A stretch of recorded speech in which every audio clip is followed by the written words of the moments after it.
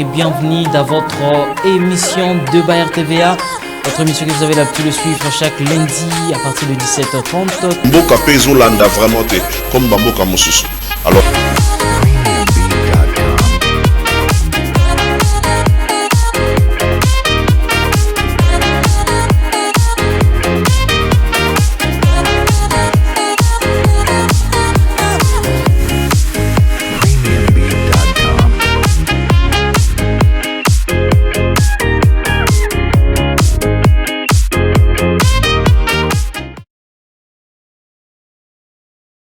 et voilà, 17 juillet 2023, 17 juillet 2023, fidèles téléspectateurs et téléspectatrices de l'émission Débat RTVA, bienvenue dans votre émission que vous avez l'habitude de suivre chaque lundi à partir de 17h30 et le mercredi à 13h juste. Nous voilà pour un nouveau numéro, nous voilà pour un nouveau débat, nous allons parler de la République, nous allons réfléchir autour de notre cher et beau pays, la République démocratique du Congo. Une heure de débat, une heure d'échange, une heure d'idées pour amener notre cher et beau pays à une échelle d'excellence. Alors, l'équipe est déjà au grand complet. Là, j'ai dit merci à Rigan Luzier tout derrière le caméra, Merci Nongi à la régie finale. Merci aussi à vous, chers téléspectateurs, pour votre attention soutenue que vous ne cessez de nous accorder. J'ai dit aussi grand merci à tous ceux qui nous suivent via notre page Facebook de RTVA officielle, que je vous prie déjà de vous abonner massivement. J'ai dit aussi grand merci à ceux qui vont nous suivre aussi sur notre chaîne YouTube RTVR des Congo. J'ai dit grand merci à tous les téléspectateurs. J'ai dit aussi grand merci à tous les invités qui sont déjà là, si présents. Vous savez, à chaque moment qu'on parle de débat RTVA, nous sommes accompagnés avec des invités de taille avec lesquels nous allons réfléchir ensemble autour d'un sujet. Qui va faire débat. Nous allons parler bel et bien de la République démocratique du Congo. J'ai dit grand merci Natondi Matondo Mingi et Paya Baino Sosali Kolanda Biso de partout Obokutami Boye Malamo na Manaka Nabino Obozalaka na Mumesenu ya Kolanda Mikolo nyonso chaque lundi na 17h30 na mercredi tokutami lisusu pona un nouveau numéro ya sika otokoyeba na ko réfléchir ensemble tolobaka yango une heure, il y a échange, une heure, il y a réflexion autour ya mboka na biso parce que de RTVA ezali une émission sociale sociopolitique oyeba toyeba na ko réfléchir na ba question ezali ko déranger ba imboka ba question ezali ko susciter point de vue contraire. Alors nous sommes en train de réfléchir ensemble. Alors de bazara pour na bateau baza awa sur plateau T même nabino ba bozali kolanda biso na bandaku na réseaux sociaux. Vous pouvez réagir ensemble avec nous via le numéro qui s'affiche au bas de vos écrans. C'est le numéro par lequel vous pouvez entrer en contact avec nous ou échanger sur le sujet que nous allons exploiter déjà là très bientôt. Alors, aujourd'hui on va parler de quoi? Aujourd'hui on va parler d'un sujet très important. Nous allons réfléchir autour de la situation de notre pays, la République démocratique du Congo, et quels remèdes. En tout cas, il y a à boire et à manger sur ce sujet. La situation de la République démocratique du Congo, situation actuelle, Oyo Mboka na biso ezali komi kutama.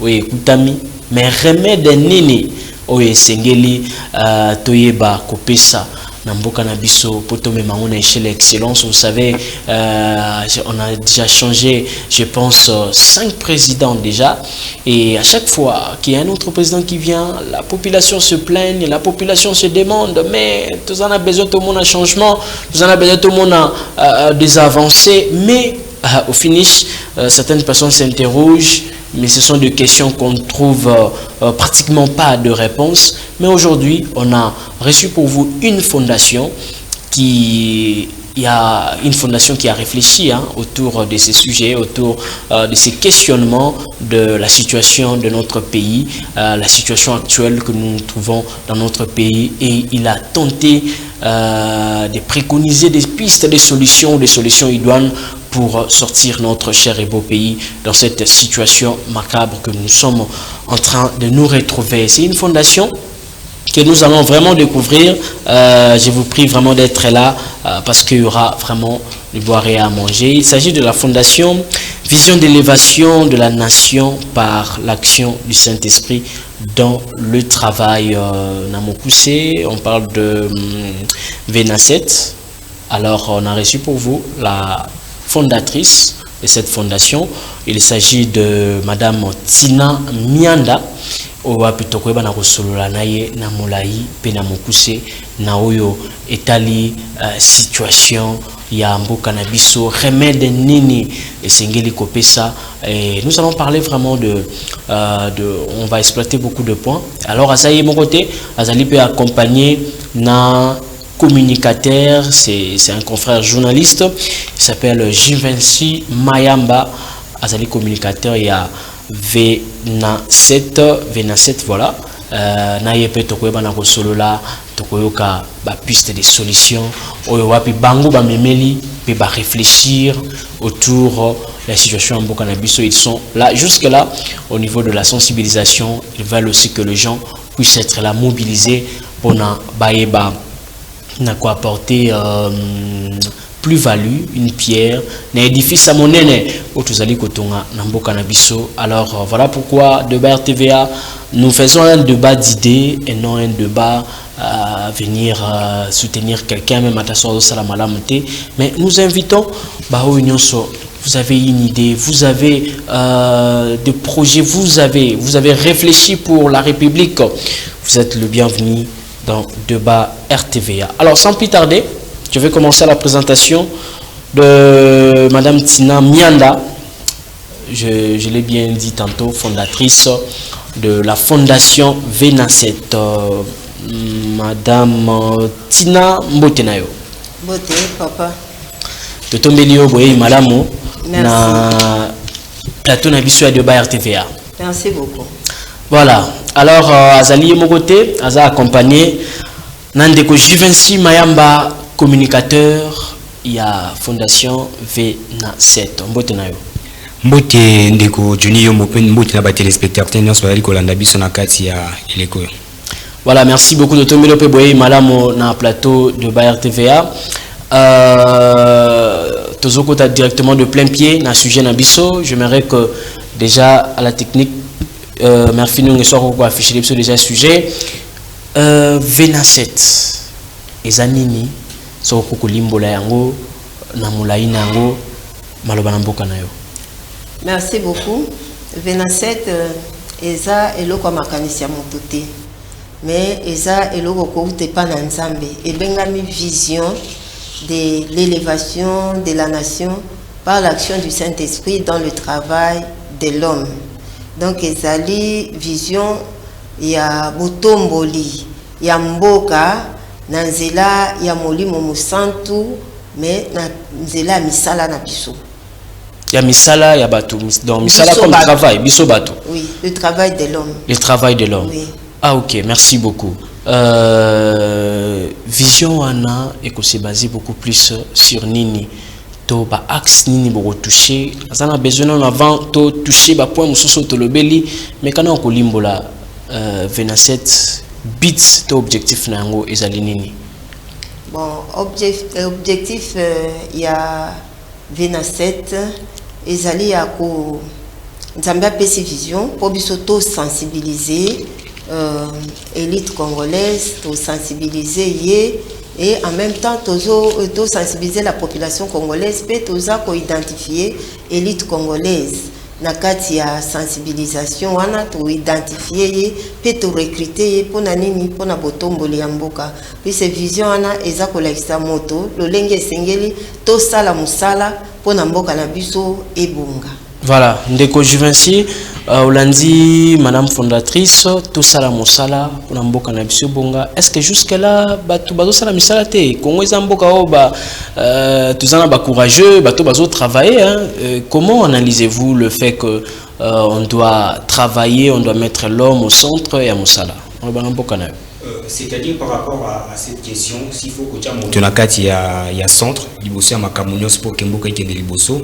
C'est-à-dire qu'à l'ère actuelle, notre pays, tout ça li constate que Mboka na biso batu ebele na kati mboka bazali penza komi pesa tina maitali mosala était pour na kotombola mboka na biso. Misala les até to bat bazumi pesa te. En fait, misala les ali parce qu'on n'est pas seulement obligé que Mouté Singela Télémakaka qui ne goluka Moussala de gauche à droite, mais Singela Timbala Moussous Moutupa à l'appel au rôle à Baitubing à l'oral à entrepreneur. Parce que TBT, Mokonzambuka, Félix Antoine Tshisekedi Lumbaloba, qui a mon malam été Singeli, puis va former un millionnaire congolais. Un millionnaire congolais pour qu'on former, les alliés, Babing à l'oral à entrepreneur. Bateau à Zana moyen, à fond les mois boutique, à fond les mois magasin, à fond les mois Ligablo, Moutouana Tang à Bandiko Sala, à Bandagana un point quelconque.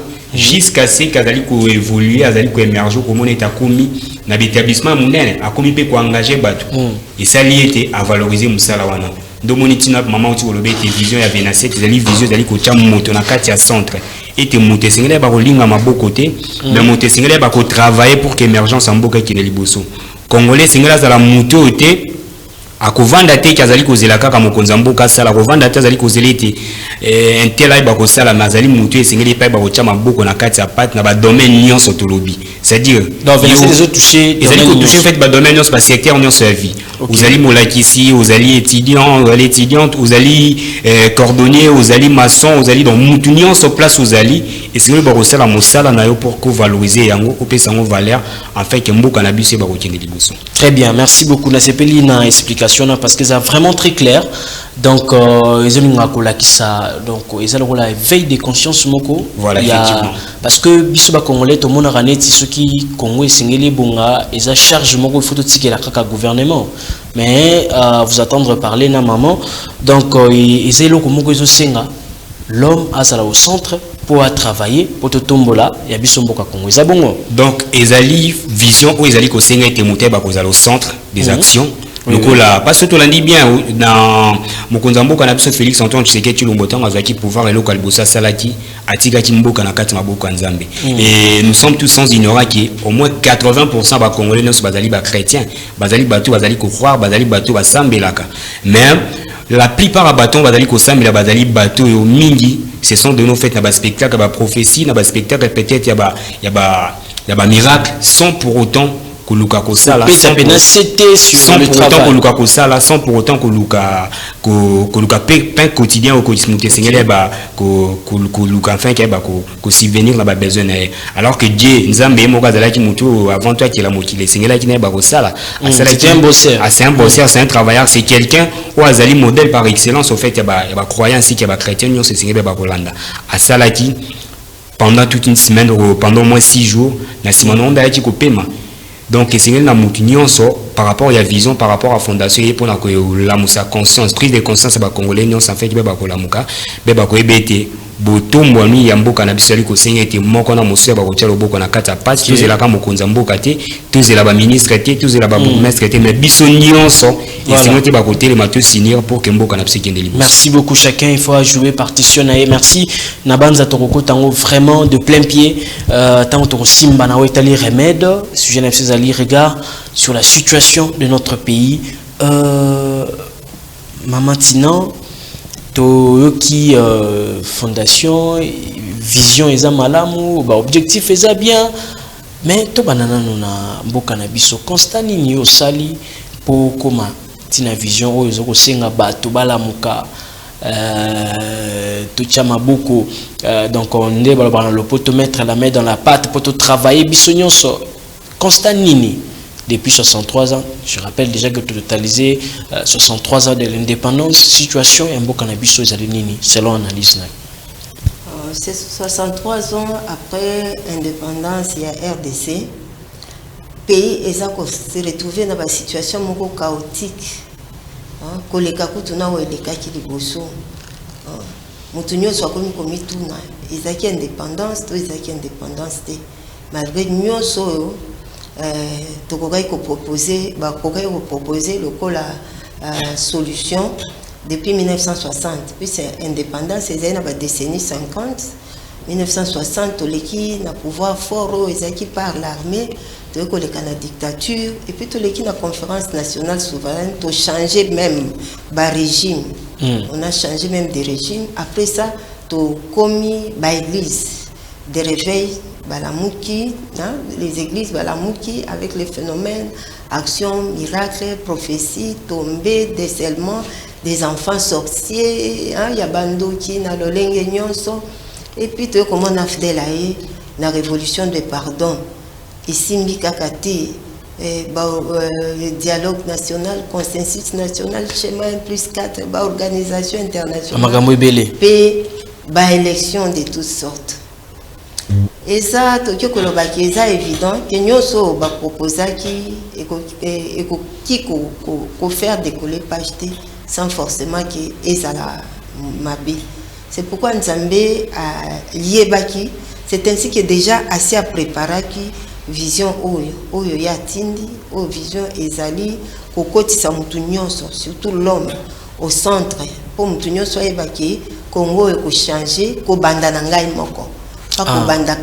Donc na kubanda na mutu ye moko donc za congolais ce qui changement koya il faut ekoya na yo moko. Ils ont effacé la conception erronée, il y a des choses au bato ba mesana nango ki okoki kaka ko servir Dieu kaka na ministère à parole.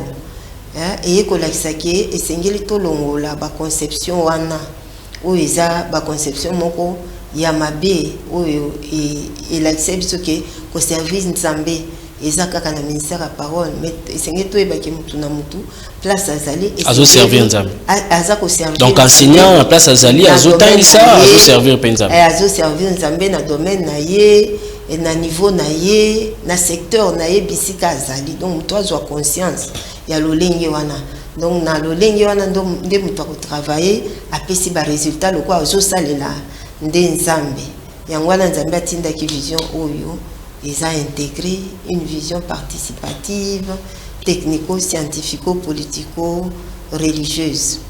Donc, ils ont la ngambo social, ils ont la économie, ils ont la nini. Oui. Donc, chacun doit jouer sa partition pour n'aller kotombo la mboka na biso. Oui. Mais sinon, selon Maloba, na niveau déjà, il y a constat où mboka na biso au tableau outil déjà qu'on peindre et ça tableau moi très sombre, ça dit tout ça dans une situation chaotique. Oui.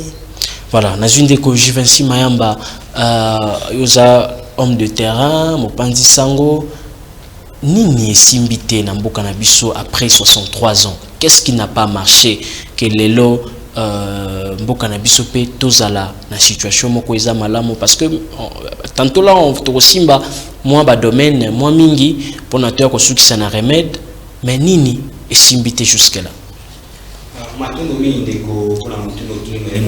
très important par rapport à makambo ezali ko simba te na kati mboka na biso 63 ans depuis tebabon ko zwa indépendance na biso ou ezali indépendance mo to ko tsholo bezali un peu trop brusque trop brutal. Ils ont une indépendance théorique, pas du point de vue pratique. Parce que ça valait quand même la peine. Vous dites? Ça valait la peine, ça valait la peine, mais c'était trop avant. Il a fallu peut-être attendre autant d'années avant d'abord y a cause d'indépendance. Parce que les autres, ils allaient subir les conséquences d'indépendance. Ils allaient comme on a solé que tous allaient indépendants. Parce qu'à l'heure actuelle, tout le monde a la situation comme est-ce que tous allaient foutre parce que banda les lotés sur au côté la il faut faire un pas en arrière pour la la histoire en mboka na biso toujours monété où tu as toujours indépendance qui nous moya les lombo ezali ko subir toujours insécurité mboka ezali ko subir toujours bituma na kati ya partie est bituma ezali pour nanine parce que to blukaki cause indépendance to lukaki te ba ko dépendre biso moko alors que du point de vue pratique sur totale indépendance on ya otozwaki ezali ko mona na penza te ke mboka na biso ko dépendre biso moko à 100% minimum tozali ko bunda toujours na ba pluie extérieure côté la même bituma na kati mboka na biso partie est tozali ko bunda te on ko solliciter ba pluie extérieure pour que baya ba soutenir biso ezali ko l'accès solo était indépendance comme telle et ya ki penza te na kati kati mboka na biso ndo moni vision ezali ko yasko pona ko lamusa pona ko pesa mutu prise de conscience en fait que biso ba congolais tous la responsabilité au lobé te mboka ezali ya biso était ceux qui te lingi qui me côté na kata mboka ceux qui te lingi changement côté na kata mboka na ba domaine nyonso et ko senga batu ba utalibanda te ko senga to dépendre na batu mususu libanda te mais biso moko nde tozali nde na bokasi tozali na ba moyens tozali na ba potentialité tozali nango oyo ekosala ete soki totie yango en marche tokomona ete kimia mpe mbongwana indépendance ya malonga ekokota na kati. Voilà, on le dit bien que développement ekouta ailleurs te eza biso moko ceux qui te s'impliquer te s'imprégner te comme mbonga mais depuis 63 ans bon biso moko pe to moni bato bakambi mboka ce sont des fils du pays mais ceux qui jusque là nan to comme na élévation te to na tombwa mate et le roni nezali à la base. Je l'ai dit tantôt plutôt, c'est parce qu'il y a un problème d'abord, il y a prise de conscience à bas dirigeants. Il y a prise de conscience à bas Congolais, la plupart des Congolais, la plupart de nos dirigeants, ils ne prennent pas conscience, il y a où ils sont au Congo. Ceux qui m'ont bouté à l'Oba qui était Afrique, ils allaient au la Bunduki, et ils gâchent dans les Katia RDC, c'est parce qu'il y a comme si jusque-là, c'est comme si jusque-là, tu prends bonne conscience, il y a la prise de conscience à Malobo, pour battre Bélé, Balobate. Malobé, le prophète Moussou Baloba, le bâtiment qui m'a par rapport à Mbo Canabiso, ils allaient Babilo, et c'est les Bako. Basé par rapport à la vie à Congolais. En fait, les Congolais sont se référer à Yango et qu'on permettre de se le timbo cannabis et natina. À combien plus forte raison vous allez convoiter jusqu'à présent?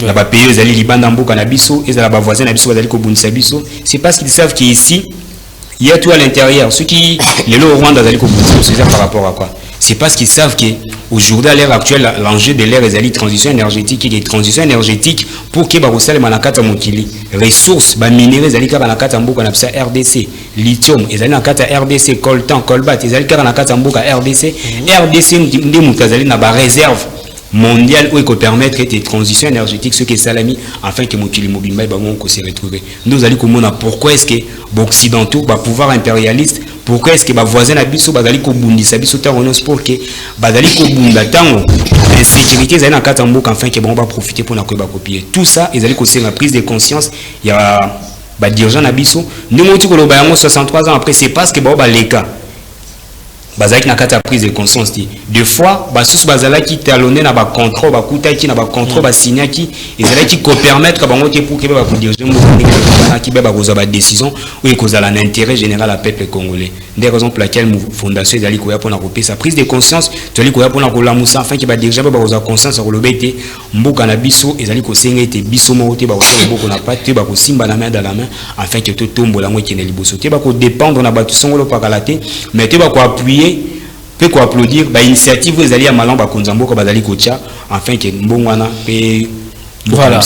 Merci beaucoup Ndeko Juvency Mayamba n'a rappelé que vous allez communicateur hein, il y a fondation maintenant on la maman même question mais nga qui to capé point de vue nayo par rapport à fondation mais tant toujours la situation en Bokanabiso d'abord premièrement tous allez pays moko laïque au batu bazo sambela mingi en tout cas soyez to bito tanga ba église na ba communauté nous allons vraiment ba communauté allez ébélé mais et là on est allé au sala malgré que nous prions malgré que ba régime est changé malgré que to l'équina ba président déjà moins ébélé mais vous allez quoi avancer cette situation toujours cause à la chaotique et là on est allé à la base malba mbokana prier ça bien prier nous avons pixé comme toi prier donc nous tenions sur place à aller occuper tout le monde a prier mais il faut que nous prier le lengeni la direction même matérielle hein essayer tous un plan oyo essayer tout tambola nango ko prier eza mabete ko prier eza à part mais plan ya ko amener mboka na kobima na ba problème nyonso eza eloko moko à part mais ba déjà nyonso baleki bazalaki na ba projet de société ba plan ezalaki oui mais ba plan na bango merci beaucoup ba plan na bango bazai na ba plan mais ba plan wana ezaki plan ya Nzambeti ezaki plan ya Nzambeti puis c'est ce qu'on a dit RDC eza convoité ba plan nyonso tokoki kozala nango eza ba plan oyo eza étudier na ba nguna na biso po ba koisa biso ezaka na plan ya Nzambe ndeko ki kokomisa biso que tolongi totomboli pemboka na biso yango toye na plan ya Nzambe eza vision autolobi l'élévation de la nation par l'action du Saint-Esprit dans le travail de l'homme puis c'est eza vision Nzambe azolinga kosala à travers na yango atombola bilombe bilombe na kati ya Congo oyo bako sala révolution moko boye ya kozonga na musala et puis musala nini musala ekozala musala moko ezopesa ba résultat d'excellence. Donc musala moko ya ba excellence ezopesa résultat d'excellence. Bon, tout le monde peut déjà, bon, c'était quelque chose où na ba régime auto connaître ça quitté. Tout le monde a mandat à chef de l'État. On a vu quand même 2 fois au pays où une prière et action de grâce et ça les mis en place publique. On peut citer récemment le 30 juin et il y a eu aussi la date de le 23 juin 2019. Comment on analyse fait? On peut dire que ça a déjà décollage à Malamu parce qu'un président commence déjà à dédier la nation dans Maboko Nzambe. Yango na lobi ke eloko wana eza mabeti. Eza mabeti. Omonde tozalaka na église ne Bible eza kolakisa ke mutu azo sambela, so mutu azo sambela bokyo sambela bino nyonso nzela moko. Mais so yi prophétie ezobima esengeli bamusu bafandi kimia prophétie ebandi kobima. Donc prophétie wana nde direction ya Nzambe to sambeli eza mabete mokonzi a dédié mboka epa na Nzambe eza eloko mbala liboso esalema na mboka na biso Congo. Donc eza point de départ tant moto asambeli ayoka kasiko Nzambe a répondre ye na losambo Nzambe aza koloba nini eza lokola nga na epa na yo na eko senga yo eloko papa naza problème naza na boye esenge natika petan ya kozwa eloko na yo ka réponse na yo ozopesa nga eloko to ozola kisanga ndenge balobaka ozola kisanga musala o na kende ko se retrouver nango yango oui nazwa eloko naza koluka mais à travers musala. Merci beaucoup. Je ne sais pas, vous avez autre chose à ajouter, soit on peut passer directement dans le remède. Eloko ya kobaxizali ya wolobete ndenge maman Tinami Andauti Kolobango azali présidente ya vision élévation de la nation par l'action du Saint-Esprit dans le travail de l'homme et ezali mabete ko bondela nakata mboka na ezali mabete ko tika mboka nakata mboka Nzambe mais biso eloko tali ko tele mais ezali tali ko réveiller conscience ba congolais ainsi que ba congolaises et puis ya ba chrétiens ba été et c'est ko za la borne c'est ko se concentrer te ko mitika kaka nakata lo sambo te to lingi maboko to vandi to zali ko bondela kaka Nzamba sunga Nzamba sala biso za contre ba pratique ezati ke Nzamba sunga Nzamba sala enfin que mané ou talikole kitana c'est biso to zali vision zali ko marteler ko chama. Donc on est chrétien mais on travaille. On est chrétien, on travaille et puis on contribue dans l'émergence de notre pays afin que le pays puisse aller de l'avant. Parce que ça ne dit pas que lorsqu'on est chrétien, on doit croiser les bras, on doit laisser seulement qu'il y a des dirigeants qui ont des décisions. Or, ceux qui ont des décisions, ils allaient contre. Bisson des populations, bisson des peuple, tout le monde aussi des conséquences. Voilà, très bien. Tous les cas, on a remède, j'ai aimé, voilà pourquoi c'est une fondation. Voilà, ils ont réfléchi, ils sont en train de réfléchir sur la situation de notre pays et comment to solution il doit nini esengeli etemboka na biso Congo et Bima na kati ya situation ekutami. Alors ils ont une vision, une pensée au bazolinga ko partager na baimboka tous les kana ba remède parce que à un moment to okene na ngambu ya bandeko bazolanda na kati wana tomoni action par le Saint-Esprit action du Saint-Esprit dans le travail de l'homme. Dans le travail de l'homme. Oui. Action du Saint-Esprit dans le travail de l'homme. Bon, limbola nano. Action du Saint-Esprit dans le travail de l'homme. Et zoé osala nini na situation mboka. Ok, merci beaucoup. Question on a vraiment question moko eza pertinente. Puisque tant que le action du Saint-Esprit, bon, eza na batu musu ba omona ngolo kwa liboma kwa ke baza ba chrétien, ba comprendre en côté. Surtout le action du Saint-Esprit, puis c'est un des fondements la biso. Voilà. Fondement il y a oyo, vision pour l'élévation de la RDC, oyo biso tout le bib, et ça a 3 fondements. Fondement nango, et ça le Saint-Esprit, l'action, puis c'est le Saint-Esprit actif, et ça avantage namutu. Tant que Saint-Esprit azali, Saint-Esprit a kolaksayo. Même en mathématiques, le Saint-Esprit peut vous accompagner. Même en politique, le Saint-Esprit peut nous accompagner et nous guider. Même dans la science aussi. Oui, même dans la science. Saint-Esprit a accompagner Bissot. Donc, tout ça, au fondement de Bissot, et ça, misato. Donc l'homme, le Saint-Esprit et la vie. Hein? La vie. Le Saint-Esprit actif est un avantage à l'homme. Mais la vie vient de Dieu. Dieu a créé l'homme pour un but. C'est pourquoi il n'y a que Saint-Esprit ou un but à l'homme. Que peut-être dans la science mathématique, mais comme quelque part mais avec son aide, ma place on esprit, il y a distinction, il y a travail des distinctions. Travail il y a un résultat d'excellence. Et ça, pour travailler n'importe comment. Or, Saint-Esprit actif, et ça avantage à l'homme. Il y a monde qui fongola ngai et qui fongola mutunyoso. Et puis en même temps, la RDC n'est pas au Tikoloba et un pays laïque, mais avec un grand nombre de chrétiens. Il y a une facilité pour tout ma casse. Vision, c'est les chrétiens vont collaborer avec le Saint-Esprit pour babimisa eloko mais eloko on est à la caille ba chrétienté et que pesa mana congolais nyonso puis c'est la vision est donnée est envoyée à tous les Congolais voilà et dans les qui sont nuancé on a compris pourquoi l'action du Saint-Esprit se retrouver dans la fondation Nabino. Maintenant quand on dit dans le travail de l'homme beaucoup ça ndenge nini bobandi bopesi batu misala to mutu na musala na ye et puis comment vous allez faire là a besoin de nous bande ko bazola ndabiso ba comprendre vision boye nango mutu na musala za nango accompagner action du Saint-Esprit ça serait comment? Oui, mais si ngande boye journaliste après je vais faire comment? Oui, ce que la biso na vision na biso intégralité à vision nzamba pesa biso. Zambalobi, il a déjà résolu l'élévation de la RDC qui viendra par la distinction de chacun de nous dans son domaine, dans son milieu, dans son secteur de la vie et cela à tous les niveaux.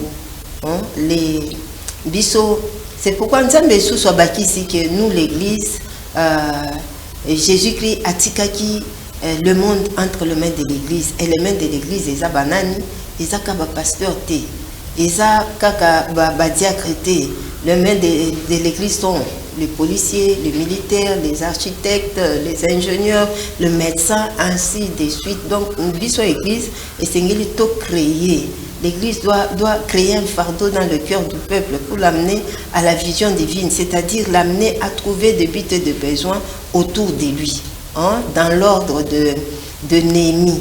Néhémie qui, après avoir porté un fardeau, après avoir reçu une mauvaise nouvelle de la part de Bandegonaï, alors Néhémie a porté la fardeau. C'est ainsi qu'il est capable de reconstruire. Mira Etikala qui naissait pendant 120 ans en 52 jours seulement. Il y a comprendre que Bisopé, c'est au s'aligner dans la vision en Zambé Oyo.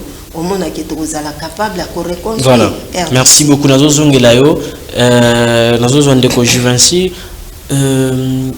un pays laïque. Nous avons croyance na bango, doctrine na bango. Et comment pensez-vous que Torokuma comme Mamboka na élévation pendant que nous sommes un pays laïque oyo tout ça na ba religion un peu moins ébélé hein Namboka na biso. Merci beaucoup par rapport à Mutuna na Otuni. Il y a le bosso pour répondre à Mutuna na singeli ko apôtre pour la tes prédications à cause de la folie pour na batu mususu. Mais pour na bandima kango za la puissance, c'est là le la vision ou élévation en nation par l'action du Saint-Esprit dans le travail de l'homme. Pour na batu mususu ko cause un peu moins compréhensible cause un peu moins némoté parce que plan il y a ensemble pour appréhender ça dépend pas en fait de la raison humaine pour que monter ba ko selon moi mal. Toi on a besoin bato ba soutenir les arabes chrétiens donc non, en fait non on fait pas un appel seulement à la chrétien mais pourquoi on met l'accent dans Saint-Esprit parce qu'on sait que lorsqu'on est conduit par le Saint-Esprit muto ba ko sala mosala akoba ko exceller akosala mosala ko ba ko apporter un plus dans la société na biso ce qui le lot ali ko assister au fait na ba politika ro ba dans la société ba dans la mboka ba dali ko konza biso ko ke teno mosolo intel ba détournaki ba tindaki ba tonga boy ba tindaki ba sala nzela boy et là programme ya 145 territoires de to moni na bande ko na biso na kati ya province mo quelqu'un na monaki ba buki établissement bâtonnier les bango parce que pour na bango ba exprimer les bol ba le bien que non bâtonnier les bus na ba matériel les longo bana quitté par rapport ya ndenge bazali ko sana kati ya province mususu. Pourquoi bazali ko détourner? Pourquoi c'est-à-dire lorsqu'on est conduit par les Saint-Esprit muto ko exceller na kati ya domaine ya musala zali ko sala a ko exceller a cause ba prise de décision malam no remonter même na kati ya assemblée nationale. Les autres qui assistent au fait dans un phénomène qui n'a plus d'aller que battre son plein dans quatre ambo cannabis. Mikolele qui na outé ko la namoko ya honorable de lycée ça na quatre vidéo moko sala.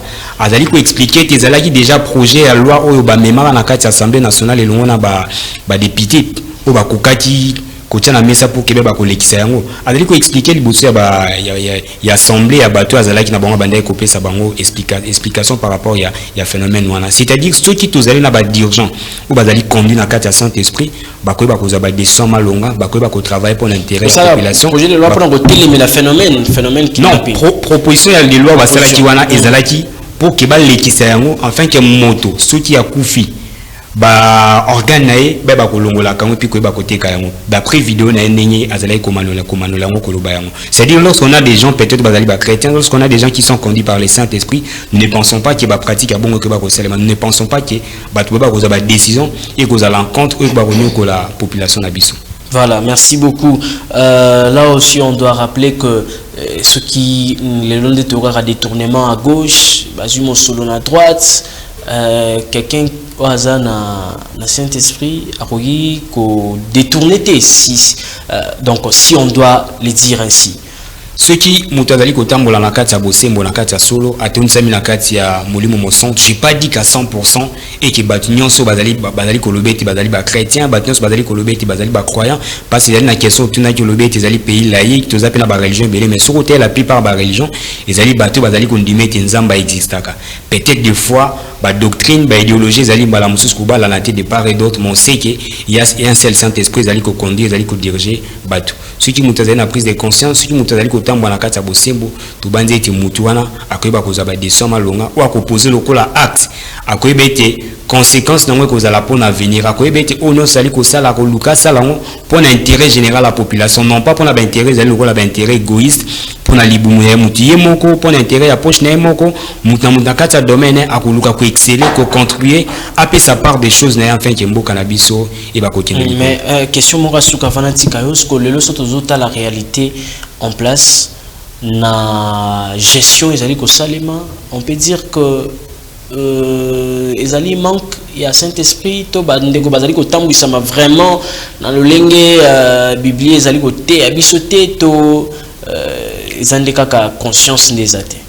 Il y a le bossé, ils allaient dans une prise de conscience, c'est parce que les animateurs, la plupart, ils allaient dans la carte de prise de conscience, minimum bazali ko bunda ko travail pour n'avoir intérêt égoïste parce que tout est parti ce total de part il y a régime autorisant en place tout est parti d'abord on a accord on a contrôle basigné ba partenariat plutôt basigné que les locaux là accord il y a ba union basigné ko ça là né meka qui un peu opposé moi ba difficulté mon encourage en fait moi volonté manifeste de la part il y a gouvernement ils allaient ko manifester dans certains secteurs bien que dans l'ensemble on pourra peut-être dire que bilez ali penza ndenge longo banité on sent peut-être l'idée volonté manifeste pour notre bunda afin que quoi apporter changement par rapport à ba régime passé sur les collègues na katikata mboka na biso tous allez ko exposer problème mais plus tu allez ko apporter le la prise de solution pour la biso ko tozala prise de conscience ba congolais ba dirigeant ba cause conscience il y a oyo bazali ba ko ebete bazali ko travail non pas pour na intérêt personnel bazali ko travail pour na intérêt à population pour na intérêt à mboka ba imboka enfin que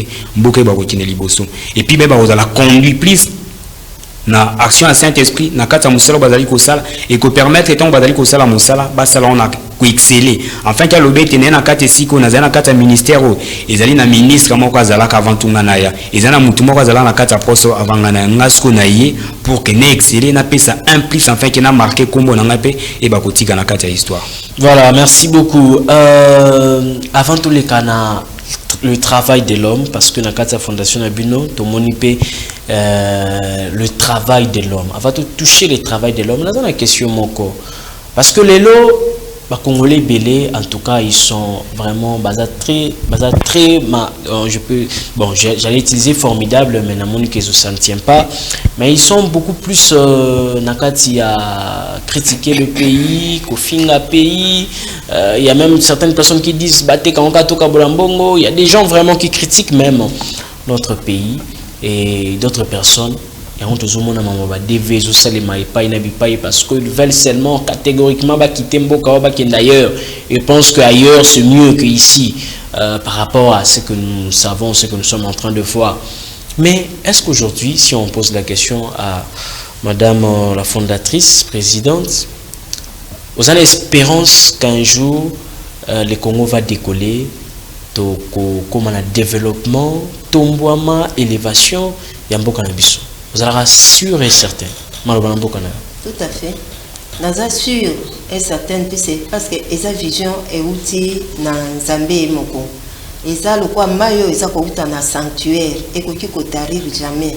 Ata écoute na difficulté mais ekotari saka na jamais la vision et ko kokisama.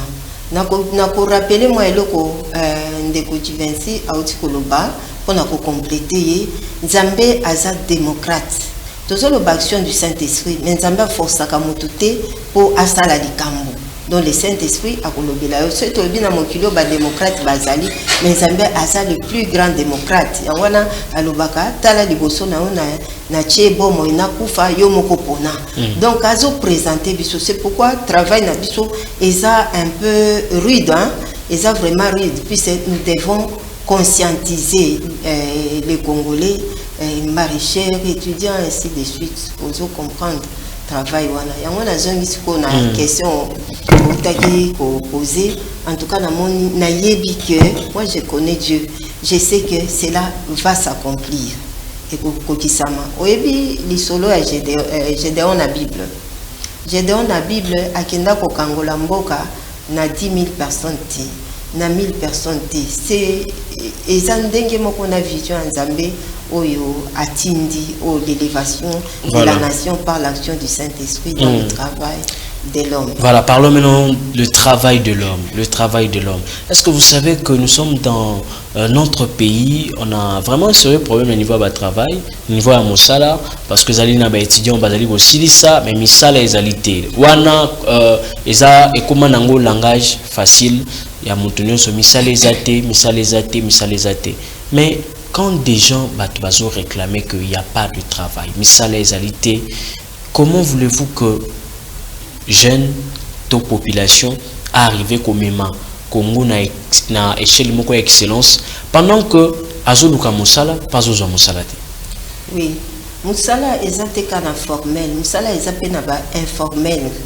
Les mutuye moko akoki ko créer musala na ye moko puis musala tango eza te biso moko toki ko créer musala na biso moko mais ce tozo sala ngo d'une manière ya ko se distinguer ndenge Nzambe asengi biso to pesa ba résultat ya excellence au moins que musala na ekokende liboso malgré toutes les difficultés ezali bien sûr.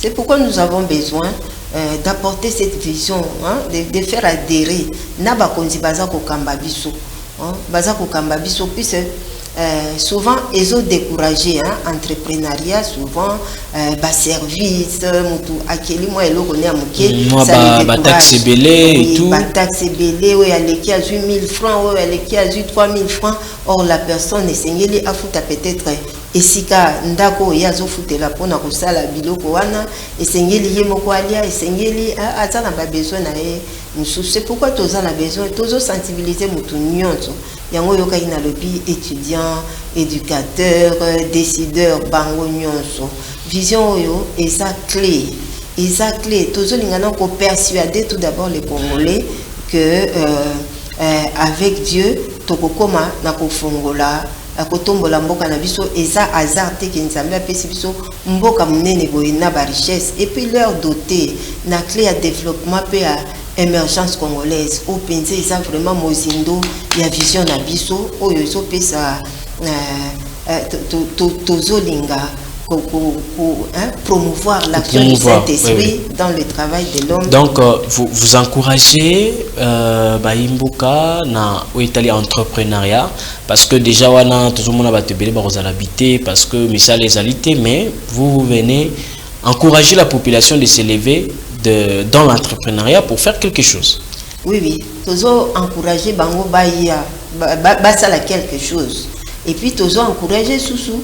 Bakonzi au baza ba décideur au bazwaka mibeko bango ba faciliter bango. C'est pourquoi nous parlons de la distinction de chacun na domaine naie na milieu naie na secteur naie de la vie et c'est à nyonso aza ko se retrouver puis c'est celui mokonzi pe aza ko sala mosala ndenge zengeli ko sa mutu nyonso ba pesi moi parcelle moko ya responsabilité asali yango de manière à se distinguer batu ba ko se plaindre te na ba taxe peut-être ba désordre mususu o elekaka et décourager mingi surtout la jeunesse dans l'entrepreneuriat. Très bien, merci beaucoup. Ndeko Juvency tout le bel entrepreneuriat parce que na kati ya fondation Bobeti c'était na Oitali mosala o monte sengela sala na moni bo sensibiliser bo sengete ba chrétien to sukara té niveau à prière mais on doit faire quelque chose, on doit faire un travail, chaque personne bisika zali a même un plus naie. Aux jeunes Rwangai et bien que déjà on a un sérieux problème de travail, mais qu'est-ce qui empêche Naba jeune va se lancer dans l'entrepreneuriat? Est-ce que la fondation va aider la jeunesse dans l'entrepreneuriat? Merci beaucoup par rapport à la question Touni. Tu es bien que les lois à l'ère actuelle en Katambo Canabiso, jeunesse ils allaient venir en Mboka, tu as le colbé, ils allaient venir à l'Obi en Mboka. Mais surtout, ils allaient constat, tout le monde était constat, ils allaient en mer parce que la plupart, il y a biso bilingue. Vous allez vraiment la conscience à relever que lobby peut te cause à la capable de cause à la mesure pour que tu vas diriger Mboka. Parce que même tous allez car en langage tu au Karabajan balobaga que non bateau bazali wana bazali kokonza banganzama barotika la lisusu peut-être que l'on a bango ezali passe vous allez dans kati ya désespoir pour na bajeune mususu mais biso tu allez ko conscientiser jeunesse tu allez ko lobete bajeune ba ko prise de conscience non pas ya kozala kaka na sima ba politicien non pas kozala kaka na sima ya batu pour na ko ba ko accompagner bango surtout na kati ya période tu allez ko s'apprêter nango ezali période ba échéance électorale plutôt ezali ko ça pointer à l'horizon où tout le monde ba politicien belé bakoya pour na koluka ba jeune enfin que ba jeune ba accompagner bango même na kati ya manifestation na kati ya bilo on se donc quand jeune soit accompagné politicien ça mabe donc bazali ko accompagner zema la mutima bazali ko sala loko bazali ko sala on a kati en âme et conscience te bazali ko ba le but ya o bazali ko sala te les pourquoi bazali ko accompagner batona te parce que batona bazali ko accompagner bazali ko bunda pona ba intérêt na bango songolo pakala lelo ezana ebele ba accompagner ki mais lelo bazana kati ya pouvoir ba mingi bazali ko landa ba yebi. Combien de fois déjà ba solliciter audience pour na ba kutana bato yo balandaka na bane passé les kati est-ce que bato na bayamba bango est-ce que bazo ate occasion libakwa ko ba ko solana bango to remona été até le romo etikela ko sala mate pourquoi parce que bato na bazali na kata objectif na bango intérêt na bango ezali lokola les corbeaux et les renards balobi corbeau musala ne ezali pona ko flatter azuya pona ko flatter enfin que abote le loko ezana kata population enfin que ba ko tenango biso to ali ko conscientiser ba jeune ba ko prise de conscience ba ko travailler ba bon ko kota na kata entrepreneuriat parce que la plupart si tu ba bazali ko tanga université zali ko former mutu pour être mutu ba ko zala kaka travailleur ti ba ko zala kaka ko sale pa mutu songolo pakala te mais zali ko former pour que mutu zala yemo ko pe mutu zali ko créer azali ko luka ko entreprendre afin que yé ba ko fond la pe établissement tout part peut-être d'un point quelconque d'un point zéro avec un petit fond ne koti ko permettre pour être monter bakobana peut-être question koti ko yana misolo ezali tembon ezali te c'est là une question mo mutatunya libi mais bozolo de l'entrepreneuriat c'est avec quel fond nde to robana entrepreneuriat ngo peut-être mutakoti ko tuna misolo koti ozali kosole koti ko yate ba moyen koti ko zalate koti ko poser difficulté pour que monter bakobanda mais ceux qui ozali na kati ya ba document ozali na kati ya ba document ozali na kati ya ba dossier na yo nous au niveau de la fondation, on est là pour accompagner ces genres de gens qui ont des documents. Vous avez des mikanda, nous allons entreprendre, qu'on se lancer dans le secteur. Donc, vous avez besoin, il y a des jeunes qui déjà évoluer de manière formelle ou informelle. Vous allez évoluer peut-être de manière informelle.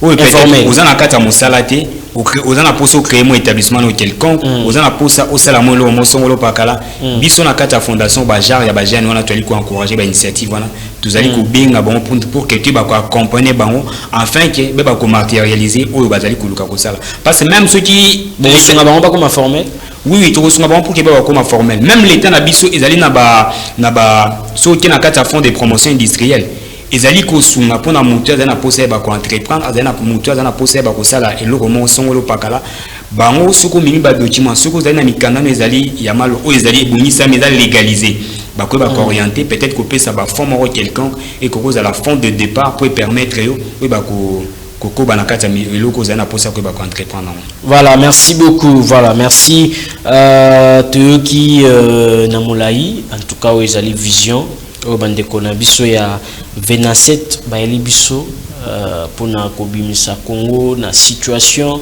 au Congo ekutami nango situation moko bon même on sait côté économie, éducation, santé et tout, mais ils encouragent que les gens doivent travailler, hein? On doit mettre l'homme au centre, l'homme doit travailler, mais l'homme doit travailler comment? C'est en étant animé par le Saint-Esprit, c'est-à-dire que le Saint-Esprit t'a conduire yo et ça là que même la place vous avez oui bah fruit de l'esprit c'est mis déjà donc oui baté et autres. Voilà, maintenant on laisse le temps na bandeko bazali Golanda vous avez une question vous avez une contribution au tuni to tuna bandeko au baye ko partager makanisi au bazali na yango. Alors le numéro qui s'affiche au bas de vos écrans et ça bandeko Golanda biso na nzela ya Facebook bandeko bazona biso pe maintenant là vous pouvez nous écrire.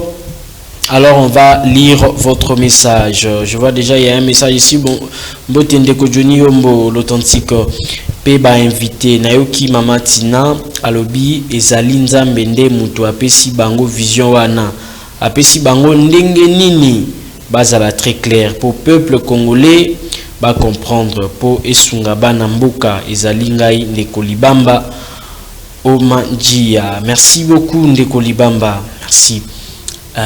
Alobi ozago insister mingi ezali vision utie panzambe et tout utie panzambe ndenge nini bilo bozali na nzambe to ndenge nini vision utie ndenge nini. Ok, merci beaucoup. C'est pourquoi Tozoloba par l'action du Saint-Esprit dans le travail de l'homme. Moto azako collaborer na nzambe azakana tamoko nzambe koma ko dicter makamunae hein azo dicter yo. Donc esa vision penza uti na mutu teke nazo kanisa na bi na ko inventer loko nini boye ko ete so to vanda kitena batu mo bolobi bon ça va tout ça la fondation mo boye esunga ba jeune oui to kompena mapona media mo likanisi moko pe ya repostuler le bito to ya na fondation boye côté na sens wana. Je me rappelle que tant vision wana nzamba banda ko communiquer ngai e banda ki que nazo ka posa kaka na solola na nzambe. Mais maloba na omona ki maloba na ngai eza limité eza muke mais motema vous sentez que motema na ngai eza vraiment connecté makasi na nzambe. Alors nazaki obligé bon j'ai demandé à celui qui était mon pasteur à l'époque na fanda ata na bureau moko ezaki bureau na biso hein na fanda na sambela bango na bimbo na osenti que na fanda na nzambe. Alors tant on a fandi na nzambe makelele moko te ke nazo yemba makelele moko te ke o nazo sambe la nzambe sala boye wala banda ko prier pour na Congo to pour na makambo na banda ko prier te na fanda ka na sanda ke nzambe senga na zala isolé na fandi ole na prier nazo prier te nazo yemba pete nazo louer te nazo adorer te na fandi nye donc na fandi kutu batu bande ko comprendre te eza eloko nini tant na fandi nzambe bandi ko dicter ngai vision oyo abandi ko tonga apesi vision hein et bande les fondations même de la vision hein de l'élévation de la nation apesi donc bato tozali nango na bango église moko ils avaient d'ailleurs mal interprété namoni le lendemain ba comme loba ba chinois moko boye contemplation ce qui a ndenge nini bakutaki mususu asizolé ya mibomi vous sentez que batu ba comprendre te eloko nini mutazo kozwa epa na nzambe.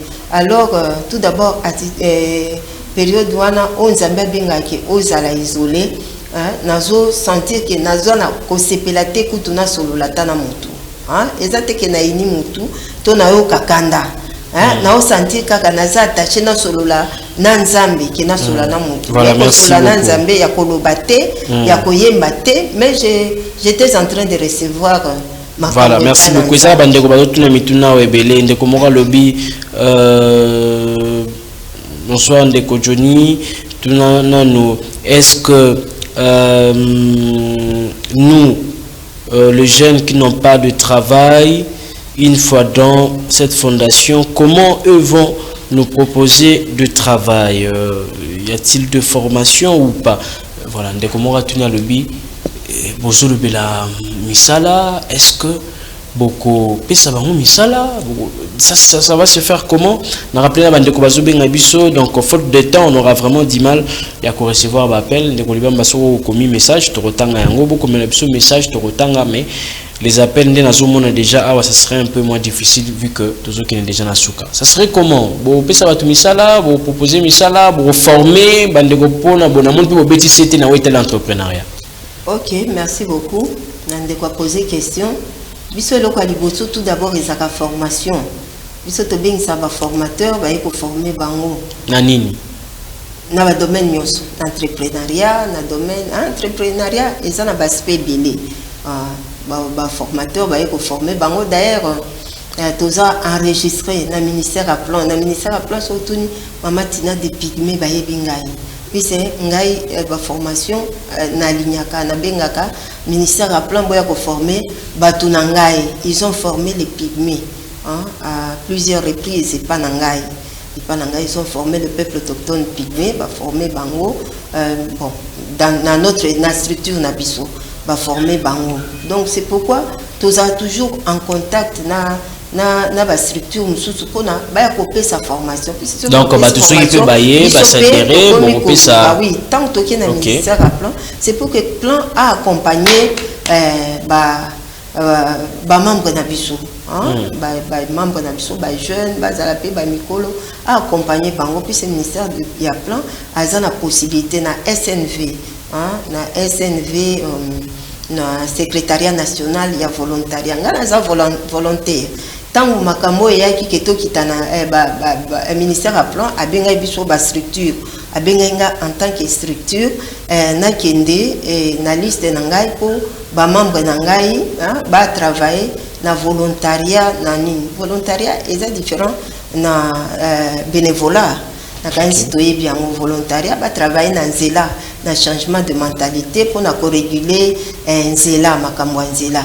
Moi j'étais allé na liste na ngai na ba membre na ngai et puis pour les encourager j'ai été aussi na nzela na bango na télémaité le quoi chef bango ba kinda ko sala musala na hôtel misa mutuka chauffeur téléma tala tambola bien kende boy. Mais moi mike o babanda ko zwa na mona ki bazaki organiser na likelemba c'est que na tontine au monde qui mbongo ngo eza muke mais monde qui baza organiser na likelemba mais sunga bango mais o wana pe tozolo beza muke nga posa na nga eza batu wana baye et pas na biso et ba s'adhérer et puis biso tozolo ke la bango mais eza la ka ya muke te donc vous formez bango nene et ko sunga bango neti lelo ce ministère apprend akuta na projet moko omona ba ko benga matina et boya na Batunabino fondation na bin yaka na liste ya fondation na yo ce formation peut-être pour balancer bango na domaine boye ba lancer bango. Voilà tout ça ndeko Joinsi dans mon batuni question moko na habité qui va répondre. Bonjour monsieur le journaliste, formation azolo baiza ya pamba ou ya mbongo. En fait, le bas qui est dans la carte phase, il y a identification. Tous allez identifier na bateau, bazan na posa, il y a quoi adhérer na carte vision. La première des choses, tant au moutaya pour communiquer pour nous défendre l'homme ensemble pour que les seigneurs moutaya ba cela. De quoi s'agit-il? Les temps où bazali koya, tu allais d'abord expliquer bon vision na biso ligne koloba, objectif, ba perspective, tu allais viser pour na quoi réaliser. Tant tu allais identifier des sika, tu allais na mutu.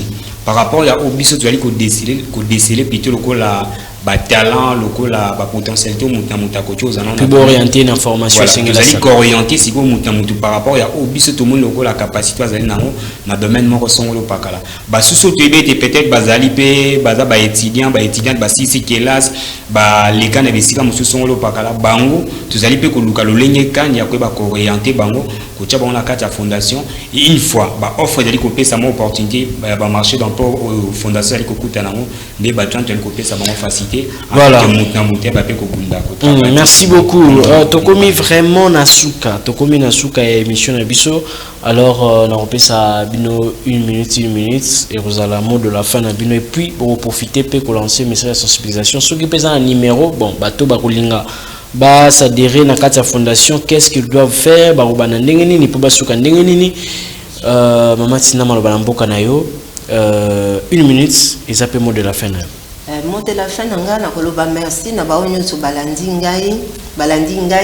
ndeko Juvency donc balandi fondation la VENA7 ndé na koloba na bango merci na bi ceux qui occident et tombamaki à travers avènement de la machine ceux qui orient pe et tombamaki à partir il y a électronique alors biso Afrique biso RDC d'où la nécessité il y a biso ko kangama la vision nzambe o ezanzela nzambe alakisi ke yango nde ko tombola mboka na biso e ko tombola pe Afrique na biso. Vous avez un numéro pour la bande de ko ba kolinga ba adhérer vont faire comment? Oui, mon numéro na biso ezali pe adresse vous avez un siège social biso oui siège social et na 7e rue industrielle numéro 26D. Donc, ce que l'équipe a gagné au Koutabisoana, numéro 26D au Kouta Fondation. Donc, siège social vraiment, bah, Kouti Fondation. Oui, oui. Et c'est Fondation Penza. Et c'est bureau au Moutouala la Kate. Bureau vraiment à Fondation. Et c'est Penza bureau, il y a Fondation. Numéro Ezali? Numéro 082 17 89 319. Bandela on sous WhatsApp nabiso. Bandela on malin pour bande ko banoter. 82 17 89 319. Merci beaucoup. Tozi ndeko Juvency mot de la fin na yo na maino sotolobili awa so pesa na mission de sensibilisation maloba na mboka na yo dans 1 minute. Il y a le bosso tu as dit par rapport à l'invitation à Katia plateau nayo et puis par rapport à bande konos basilipe kolanda biso message tu as dit lancer zalika ndete lo baki ne bandene tu as dit lancer message à prise de conscience il y a éveil à kolamsa ba imboka surtout ba jeune au bazala venir en mboka na biso en fait ba koza conscience sur le bete à venir en mboka zali ko dépendre na biso no zali ko dépendre kaka na ba konza mboka te to kolinga maboko te to vanda kaka te to zela kaka ke lipambole utaka likolo mais na Katia mosala moko na mosusa ko sala ne siko azali na ko exceller et ko sala été mboka na biso ba ko kende liboso ndo tel ko senga pe na ba konza mboka na batnos ba ko soutenir ba ko accompagner afin que vision et ba ko atteindre ba couche nuance pour que et ba bongo ko permettre enfin que décollage en mboka na biso ba bongo ko kotisama. Voilà, merci beaucoup. Nous sommes là pour parler de la République, nous sommes là pour réfléchir ensemble autour de solutions idoines qui peuvent amener notre cher et beau pays vers une échelle d'excellence. Je dis grand merci Nandeko Juvency Mayamba, Nandenge Ondimeko invitation. Merci beaucoup na Mama Tina Mianda, Nandenge Boleka Kina de Bayer TVA pour na ko Talisa Oezali Vision Pelikanisi Bosana Yango. Alors on dit aussi grand merci na Bayenyo Sobalandi Biso. Moi je pense que chacun bisika azali akoki ko jouer partition na malamu pour na komema mboka na biso Congo na échelle moko excellence. Yo chauffeur munganga journaliste bisika no sotokutami technicien Merfinonge bisika ozali sala mosala no malamu po omema mboka na une échelle d'excellence. Caméraman Regen bayimbo kanyoso bisika tozali na mosala tozali ko sala Sala yango malamu. Merci beaucoup na Regan Luzeto derrière le caméra. Merci beaucoup na Merfinonge na régie finale. Merci beaucoup na Baino Sobalandi biso na réseaux sociaux. Merci beaucoup Penabino na Banza pona lelo tsukeli awa. On se fixe rendez-vous, ça serait le mercredi à 13h avec un nouveau sujet et un nouveau numéro et avec un nouveau débat. Portez-vous bien, que Dieu vous bénisse.